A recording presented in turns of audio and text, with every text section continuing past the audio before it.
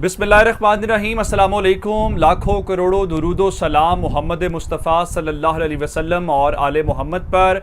मैं हूँ उमर दराज गोंदल और आप मेरा फेसबुक और यूट्यूब चैनल देख रहे हैं। मैं आपको जो खबर देना चाहता हूँ वो सबसे पहली ये है कि जनरल फैज़ हमीद किसी तारुफ के मोहताज नहीं हैं। पेशावर कोर के वो कमांडर हैं और डीजी ISI के तौर पे काम कर चुके हैं। उनका एक नाम है, फ़ौज के अंदर भी उनका बहुत एहतराम है और जनरल बाजवा भी उनकी सलाहियतों के मोतरफ़ हैं। जनरल बाजवा उनके बारे में एक बार कहते सुने गए कि जनाब, मैंने जनरल फैज़ हमीद को अपने काम के बारे में कभी गाफिल नहीं पाया। इस किस्म के कॉम्पिटेंट ऑफिसर हैं पाकिस्तान की फ़ौज के। अब जनरल फैज़ हमीद ने जो उनका 3 साल का टेन्योर आर्मी चीफ का था, या ये हाल ही में जो उनको टेन्योर वो कंप्लीट कर रहे हैं, जिसके अंदर आप कह सकते हैं कि वो बतौर कोर कमांडर, अब इस सारी सूरत हाल के दौरान अब मामला इस वक्त ये है कि जो उन्होंने मेहनत की, मेहनत अपने लिए नहीं थी, मेहनत इमरान खान के लिए नहीं थी, मेहनत पाकिस्तान के लिए थी, मेहनत पाकिस्तान के कौमी मफाद के लिए थी। लेकिन आप यकीन माने, इन नलायकों ने आके उस सारी मेहनत के ऊपर पानी फेर दिया है। जनरल फैज़ हमीद ने किया क्या? जनरल फैज़ हमीद के मैं अंदरूनी मामलात के ऊपर कोई बात नहीं करना चाहता, ना मैं ये कहना चाहता हूँ कि जनाब उन्होंने बतौर DG ISI इधर ये काम किया, उन्होंने इन ग्रुपों को ख़त्म किया, या नहीं, उसके ऊपर कोई बात नहीं करनी। मैं आपको ये बताना चाहता हूँ कि पाकिस्तान की सरहदों से बाहर उन्होंने एक ऐसा मैकेनिज्म बना के एक पूरी मुहिम के जरिए, ये जो खान साहब कहते हैं ना, कि मुझे ये लगता है कि कहीं ना कहीं उनको भी सज़ा दी गई है। सिर्फ ये नहीं है कि इमरान खान को ही सज़ा मिली हो कि आपने बहुत सारी ताकतों को इस खित्ते के अंदर रोका कैसे। अफगानिस्तान का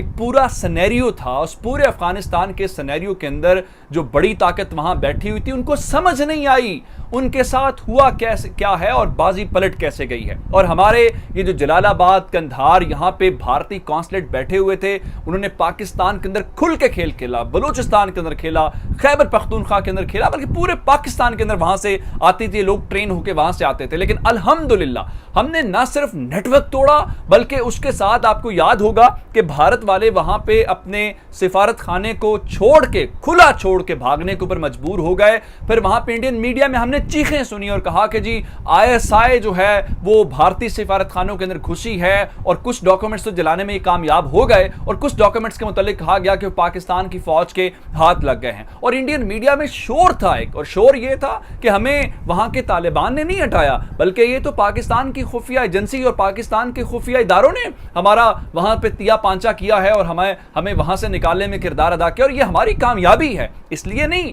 कि अफगानिस्तान को हम कोई प्लेग्राउंड के तौर पर ट्रीट कर रहे हैं, वो हमारे भाई हैं। अगर आज वहां पे जो लोग हुक्मरान हैं, जिन्होंने इतनी बड़ी ताकत को शिकस्त दी है, तो अकेले तो उन्होंने नहीं दी होगी, जाहिर बात है। इसका मतलब यह है कि कहीं ना कहीं से उन्होंने, और ये हर कोई अपना कौमी मफाद देखता है, पाकिस्तान भी अपना कौमी मफाद देखता है, इंडिया भी अपना कौमी मफाद देखता है, और अफगानिस्तान वाले भी अपना कौमी मफाद देखेंगे। बाकी कोई दोस्ती, कोई ताल्लुक नहीं होता, सिर्फ नेशनल इंटरेस्ट होता है। नेशनल इंटरेस्ट की बुनियाद के ऊपर आप दोस्त और दुश्मन बनते हैं। अब हुआ क्या कि इनका इंडिया का वहां से बिल्कुल एक सफाया हो गया।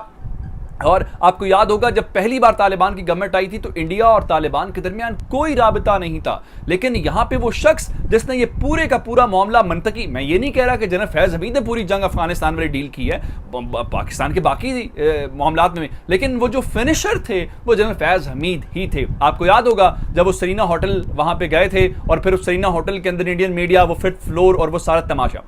अब हमने वहां पे सफाया जब इंडियंस का कर दिया, तो ये हमारी एक सिफारती कामयाबी है, हमारी ये इंटेलिजेंस की है, हमारे इदारों की, सबकी बतौर एक कौम, एक बतौर हम उस तरह से मुल्क कह सकते हैं कि हमारी कामयाबी है। लेकिन आपने वो सारे का सारा खेल, उसको आपने वो जीत तो हो गई, लेकिन जीत को सस्टेन भी करना होता है, उसको मेंटेन भी करना होता है, वो आपसे नहीं हो पाई। अब जरा मैं आपको खबर दे दूं जो अफगानिस्तान का मीडिया दे रहा है। अफगानिस्तान के, मैंने आपको खबर दी थी कि इंडिया का एक मिलिट्री का तैयारा काबुल में लैंड किया है, और वहां पे कुछ ऑफिशियल्स आए हैं, और खबरें ये हैं कि डिप्लोमेटिक जो ताल्लुकात हैं वो बहाल होने जा रहे हैं इंडिया के और तालिबान के दरमियान।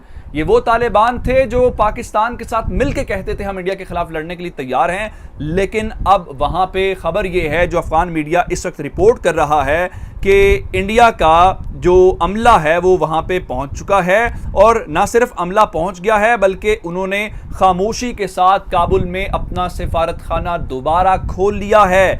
और भारत से एक तकनीकी टीम काबुल पहुंच चुकी है। ये वही तकनीकी टीम है जो मैंने आपको बताया था कि मिलिट्री का तैयारा लेके। अब मुझे ये बताइए कि इंडिया अगर अफगानिस्तान के अंदर बैठा होगा और फिर तालिबान के साथ भी उसके अच्छे ताल्लुकात होंगे तो फिर आप खैर की तवक्को रखते हैं? आप समझते हैं कि पाकिस्तान के अंदर वो पुरानी कार्रवाइयां जिनका पहले से नेटवर्क है, हमने तो उस नेटवर्क को तोड़ा। अब जब वो नेटवर्क टूट गया तो अब उसको टूटे रहने देना चाहिए था, लेकिन अब उसको नहीं रहने दिया तो वो क्या करेंगे? अब हम ताल्लुकात तो अफगानियों के साथ, हमारी अफगान गवर्नमेंट के साथ उस तरह से नहीं है जो होने चाहिए थे। अब उसकी क्या वजूहात है, उसका कौन जिम्मेदार है, वो आपको बताना पड़ेगा।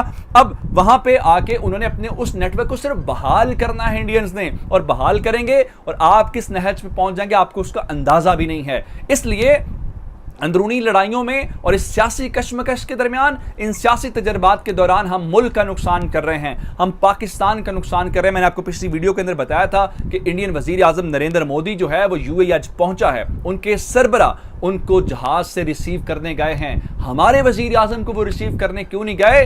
क्योंकि जनाब आप सियासी तजर्बात करें, आप एक वजीर आजम लाएं, दूसरा उतारें, इसी खेल में लगे रहें। उनके यहाँ ये खेल नहीं होता, इस वजह से आज वो हमसे बहुत आगे हैं और हम यहाँ बैठ के क्या करते हैं। जरा एक और खबर सुन लीजिए, फिर आपको अंदाजा होगा हमारा ऐसा मसला क्या है। इमरान खान को रोकना जी। इमरान खान हमारा प्रॉब्लम है, उसको हुकूमत में नहीं आने देना। क्यों नहीं आने देना जी? लोग उसके साथ हैं। क्यों नहीं आने देना जी? इसलिए कि वो स्टैंड ले रहा है। क्यों नहीं आने देना जी? वो पाकिस्तान की खुददारी की बात करता है। क्यों नहीं आने देना जी? वो कहता है मैं किसी की गुलामी नहीं करूंगा, तो इसलिए उसको नहीं आने देना। अच्छा, फिर क्या करना है? फिर उसको रोकना है, किसी भी कीमत के ऊपर रोकना है। उसमें मुल्क का मुआशी सत्यानाश होता है, हो जाए, मुल्क का मुआशी तौर पर भट्टा बैठता है, बैठ जाए, लेकिन हमने अपनी अनाओं को, अपने तजर्बात को कामयाब साबित करना है। अब जरा एक और जो गलत शॉट है, अंदाजा करें कि ये लोग किस दौर में रहते हैं, ये किस दौर की सियासत करते हैं। इनको अंदाजा ही नहीं है कि मुल्क तब्दील हो गया है, लोगों के पास एक एक मिनट की इंफॉर्मेशन होती है।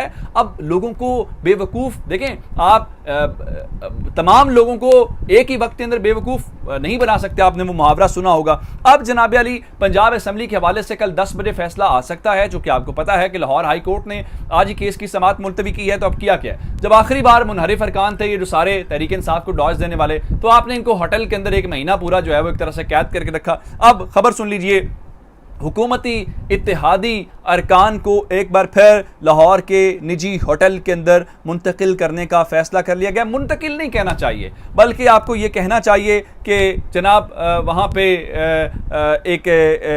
उसको कैद करने का फैसला कर लिया गया है। अब ज़रा एक और ख़बर सुनिए, इस्लामाबाद से जनाब आज शहबाज शरीफ की मुलाकात हुई है। मुलाकात कहाँ हुई है जी? वज़ीर आज़म ऑफिस के अंदर हुई है।